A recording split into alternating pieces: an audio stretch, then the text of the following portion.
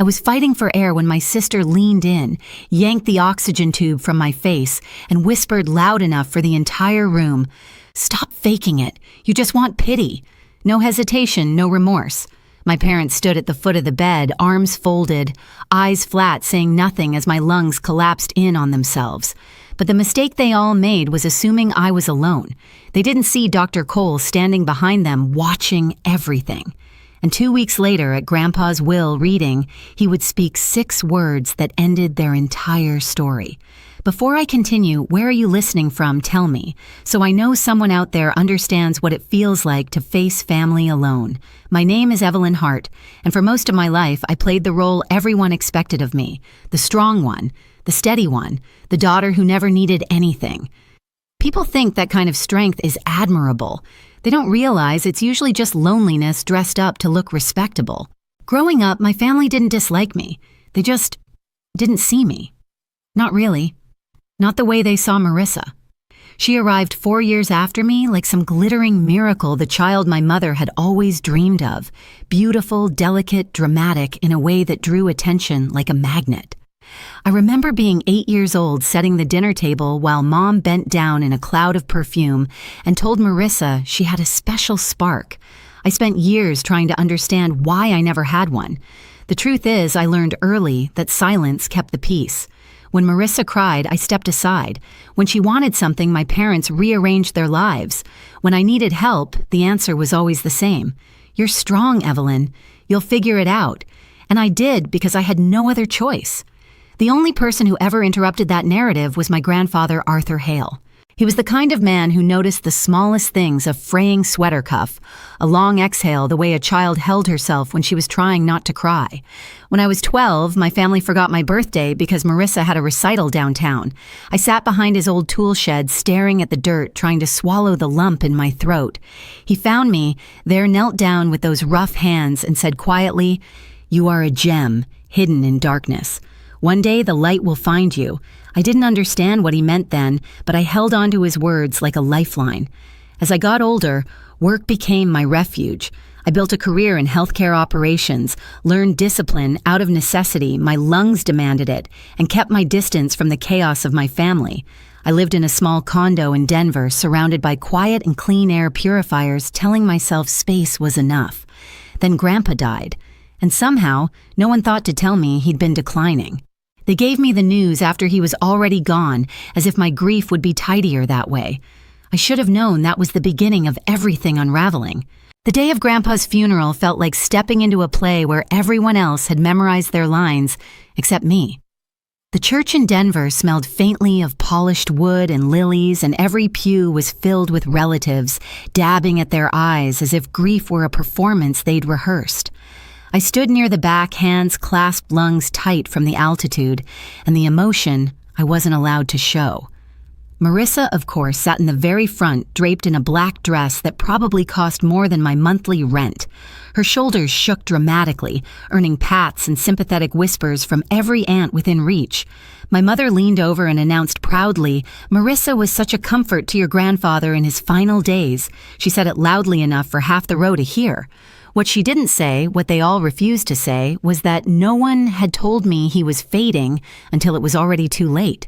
When the service ended, people filed out into the parking lot holding paper cups of weak coffee and talking about Grandpa's generosity. I slipped toward the coat room, needing a moment to breathe. Instead, I got Marissa. She cornered me between 2 racks of black wool, her face dry despite the theatrics she'd just displayed. "You should prepare yourself," she said, her voice low, almost gleeful. Grandpa left most things to me, the house, the investments, all of it. She smiled like she was sharing good news. Some of us were actually there for him. The words hit harder than I expected. I had no claim on Grandpa's money, I never wanted any. But the cruelty of her implication still sliced deep. I didn't respond. Silence had always been my armor, even when it shouldn't have been. By the time I got home that night, my chest felt tight. I chalked it up to stress, cold weather exhaustion. But at 2 a.m, I woke gasping for breath, lungs refusing to expand, the familiar terror of my condition closing in like a fist. I called an ambulance, and everything blurred into flashing lights and the rhythmic clatter of wheels down a hospital hallway. When my parents arrived the next morning, I expected worry. What I got was irritation. "Evelyn," my mother sighed, arms folded, "you always find a way to complicate things. We have the will reading this week. Your father has paperwork." Marissa leaned against the wall, examining her manicure. "She's probably exaggerating. She always wants attention." I opened my mouth to defend myself, but the words never reached them. They had already turned away, and that was the moment something inside me shifted. When they left the room, it felt as if the air went with them.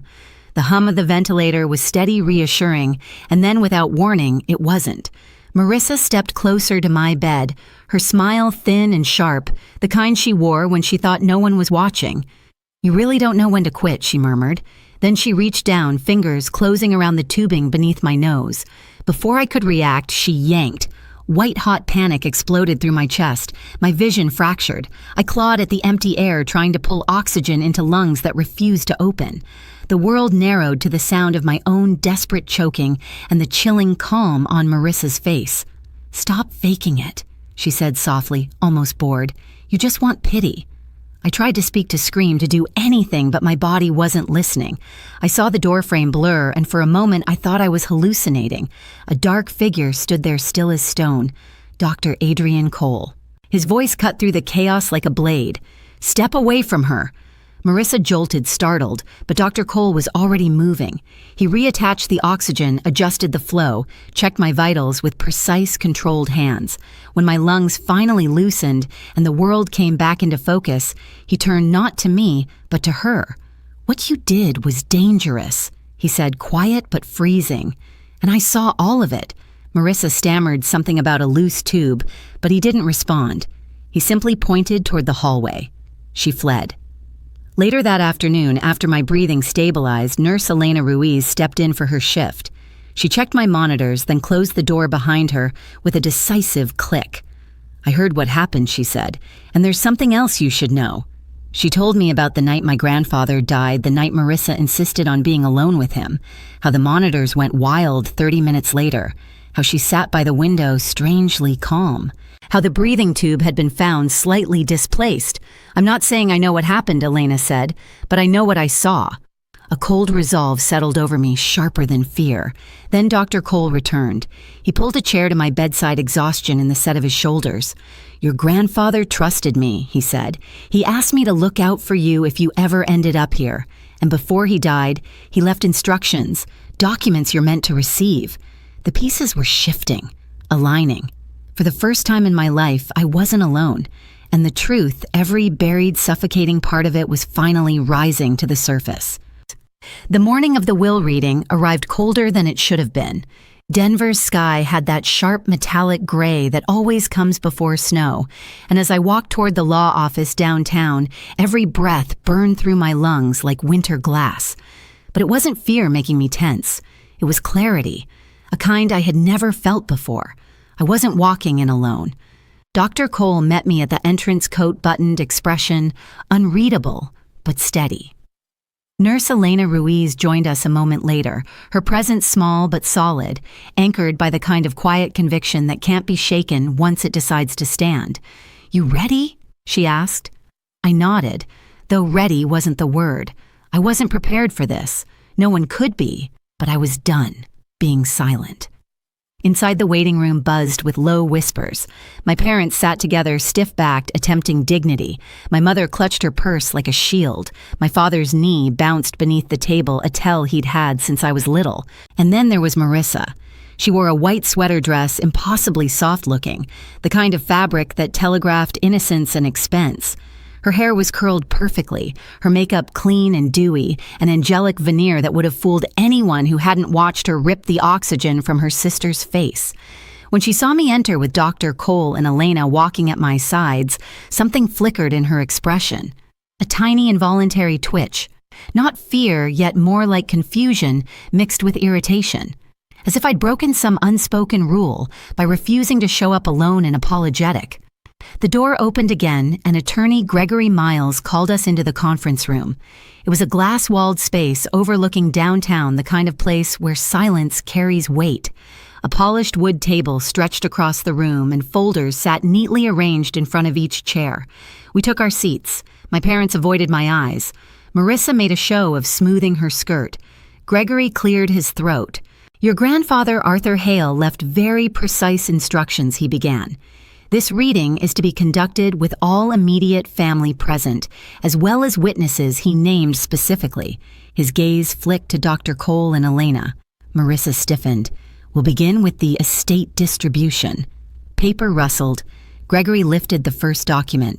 "The primary residence in Boulder, appraised at approximately $800,000, will be divided equally between Lorraine Hart, William Hart, and Evelyn Hart." My mother blinked. My father's head jerked up. Marissa shot to her feet. "That's not right," she snapped. "Grandpa told me the house was mine. He said I would be taken care of." Gregory didn't flinch. "Sit down, Miss Hart. There is more." She sank back into her chair, knuckles white against the table's edge. "The remaining investment accounts," he continued, "are to be allocated based on separate instructions provided by Mr. Hale." He closed the folder. "Before we proceed, we need testimony." The room shifted. Air thickened. Dr. Adrian Cole Gregory said Mr. Hale named you as a crucial witness.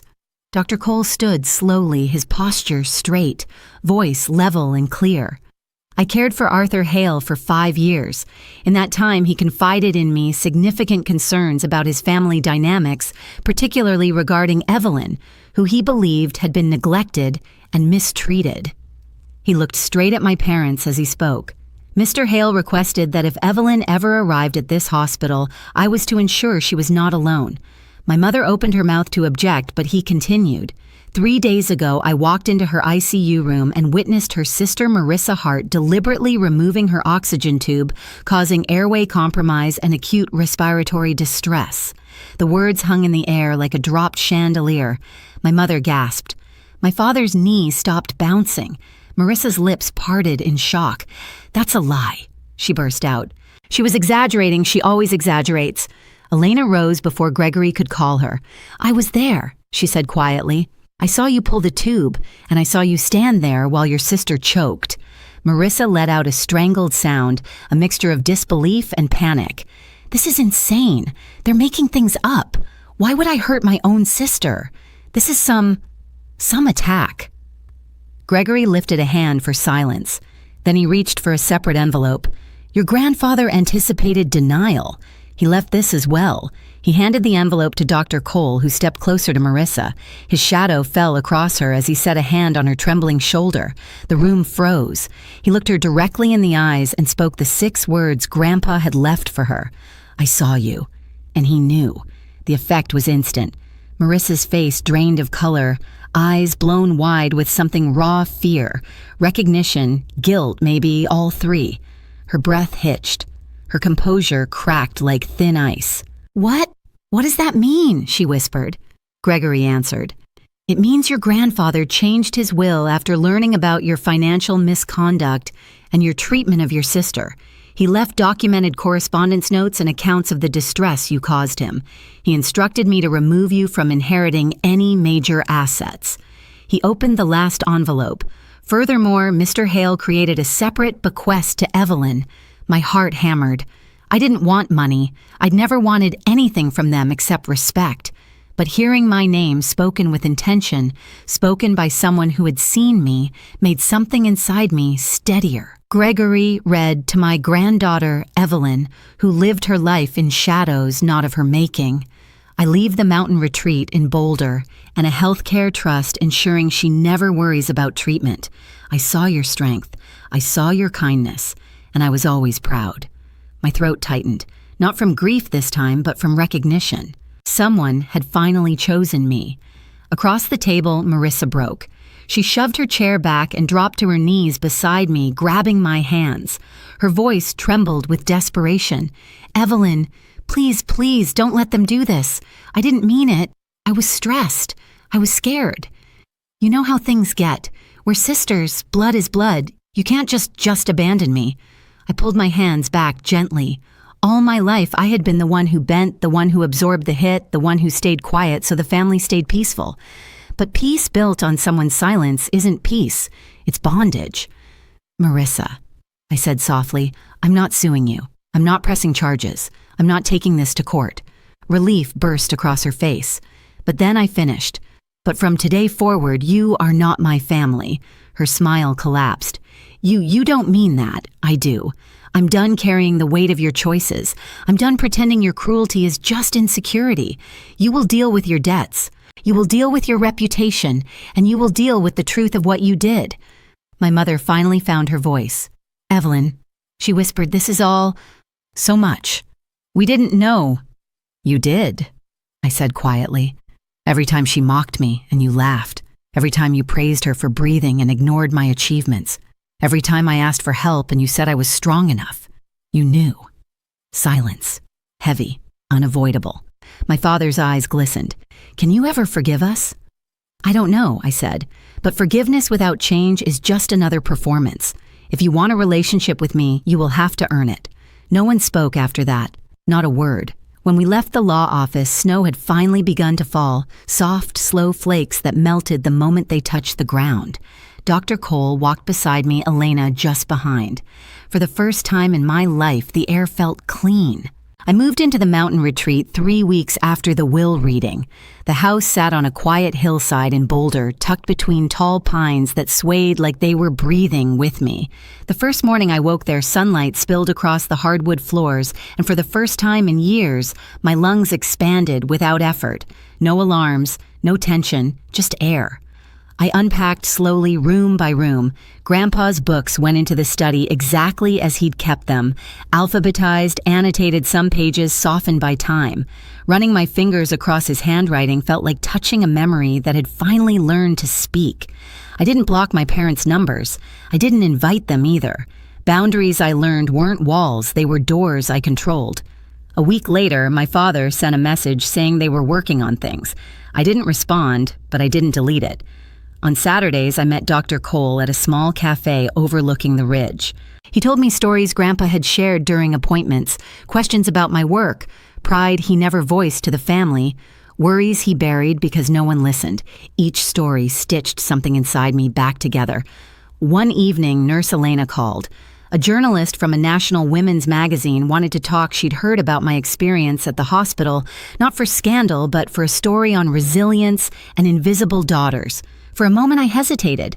Then I said yes. Healing, I realized, wasn't about forgetting what happened. It was about stepping into a life where I no longer needed permission to breathe. In the quiet of that mountain house, I finally understood what Grandpa meant when he said the light would find me. It wasn't about fortune or revenge. It was about finally seeing my own worth after a lifetime of being overlooked. And if you've ever felt like the invisible one in your family, I want you to hear this clearly. You deserved better too. If my story resonates, share where you're listening from. Tell me your truth in the comments and subscribe so you don't miss the next story. You're not alone.